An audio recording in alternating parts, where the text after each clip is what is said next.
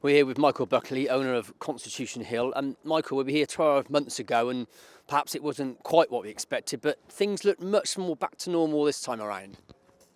Well, probably the horses he was working with weren't quite as good as Sir Gino anyway. No, actually, the horse looks in great shape. Yeah. He's a horse who obviously, he's been such a marvellous servant to you. What sort of journey has it been over the last sort of 6 to 12 months for you? What's it been like?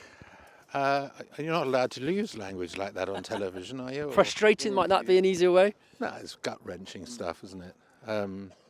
Really. I thought that, Nicky felt that he was in fantastic shape at Cheltenham last year. And he just caught that top of that hurdle going down.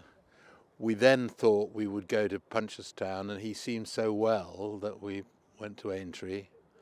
And I suppose the truth is that we were lucky to take the horse home that day. He had a really, really rough fall then.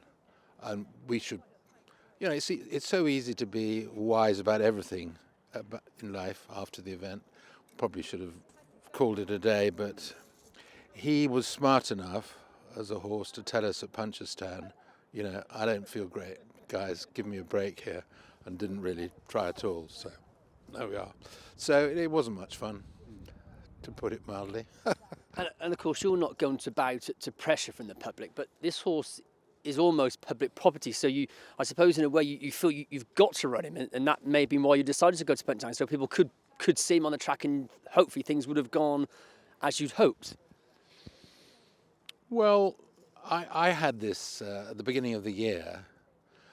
I said to Nicky, this is the beginning of last season, that if it comes to Aintree or Punchestown, I'd love to go to Punchestown. It's a fun place. The people are lovely. They love horses. And, the most extraordinary thing that the horse didn't really run, to be honest. And I was walking out of the paddock that evening,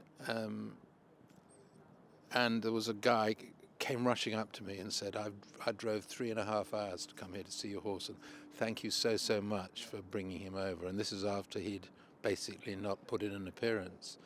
And they're so nice and appreciative, and let's hope one day we get a chance to take him back again. Well, we appreciate you owning him because it's nice that you're not afraid to run him. But let's focus now on the future for him. We've seen him gallop here this morning at Newbury. What's been the feedback from Nicky in the lead up to today and his general sort of training regime over the last couple of months? Well, I think he's been very happy with him. I think that I think he's just generally been very happy with him. The horse seems very happy in himself. I think there are reasons to believe in sort of his demeanour and so forth that he's in a happier place as a living creature than he was last year.